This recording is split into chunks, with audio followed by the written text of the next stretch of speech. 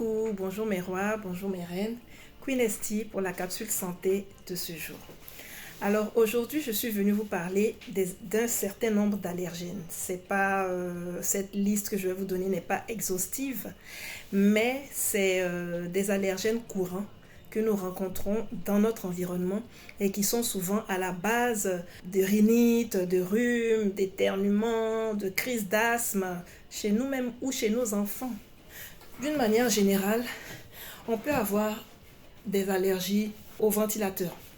Le ventilateur, le climatiseur, donc le vent en plein visage, ça peut provoquer des allergies. Ce qui est surtout à incriminer, c'est la poussière qu'il transporte. Parce que quand le ventilateur n'est pas bien nettoyé, quand le climatiseur n'est pas nettoyé régulièrement, il y a de la poussière qui se met sur les ailes du ventilateur ou bien qui se met dans le climatiseur. Et donc, lorsque l'air est brassé, ce air-là, vous l'aspirez avec beaucoup de poussière. Et donc, ça provoque des allergies. Voilà. Le climatiseur, encore moins même que le ventilateur. Le ventilateur est beaucoup plus incriminé que le climatiseur. Donc, la poussière, on a parlé de la poussière. La poussière peut être dans les rideaux, dans le tapis de la maison. Souvent, poussière, humidité, ce cocktail-là, c'est très allergisant. Voilà, c'est très allergisant. Là, il y a les insecticides. Je ne vais pas citer de nom pour ne pas faire de contre-publicité, mais il y a des personnes qui sont allergiques aux insecticides. Donc, quand vous pulvérisez dans la maison pour tuer les insectes, les mouches, les moustiques, etc., il y a des personnes chez qui ça peut déclencher des crises d'allergie. Voilà. Il y a la naphtaline. La naphtaline, ce sont ces petites boules blanches qu'on utilise souvent contre les cafards. On jette ça dans les vêtements. Justement, ça a une odeur forte. Voilà. Et certaines personnes sont allergiques à la naphtaline. Donc souvent, l'odeur de la naphtaline qui reste dans les vêtements, quand on porte les vêtements, ça peut provoquer des allergies. La fumée de cigarette, la fumée de bougie, la fumée de l'encens parfois, les encens, les moquettes, les tapis, justement, quand ils ne sont pas bien nettoyés, quand ils ne sont pas nettoyés souvent et qu'il y a beaucoup de poussière qui se mettent là-dedans, quand on vient s'asseoir, on vient respirer ces poussières-là, on peut avoir des crises d'allergie. Voilà. Il y a les enfants aussi, les peluches des enfants, les nounours. Voilà, les oreillers sur lesquels on dort peuvent transporter des allergènes, voilà, qui peuvent provoquer des crises allergiques. On peut être aussi allergique aux parfums. Il y a des fragrances qu'on peut ne pas supporter. L'eau de Cologne, il y a des eaux de Cologne aussi qu'on peut ne pas supporter. Et quand il s'agit de ces allergènes-là, c'est valable pour tout le monde, hein, je veux dire adultes comme enfants. Hein.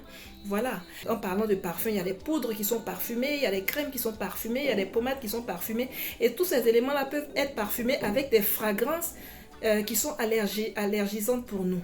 Voilà, donc il faut savoir reconnaître ces choses-là dans notre environnement pour les éviter. Certaines personnes sont allergiques aux boissons glacées. Bon, je me souviens, mon fils, quand il était petit, quand il buvait de l'eau glacée, ça le faisait tousser.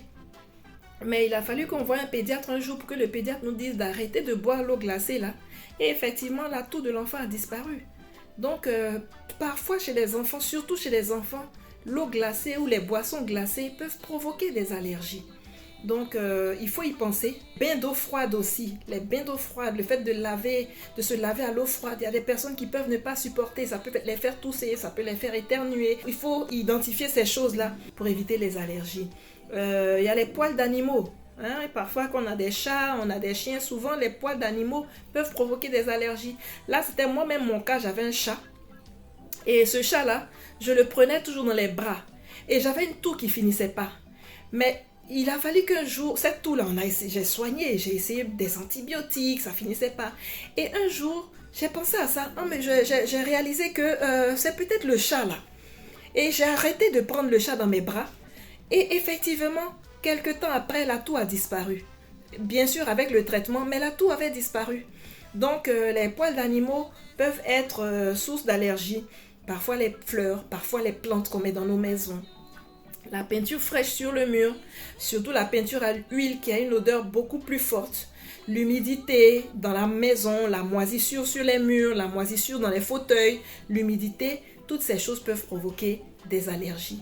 Donc voilà très cher roi et reine, les quelques allergènes que je voulais vous citer comme ça en passant, regardez dans votre entourage, surtout vous qui êtes sujet à des allergies aux rhinites, aux éternuements en salve, c'est-à-dire les éternuements à répétition.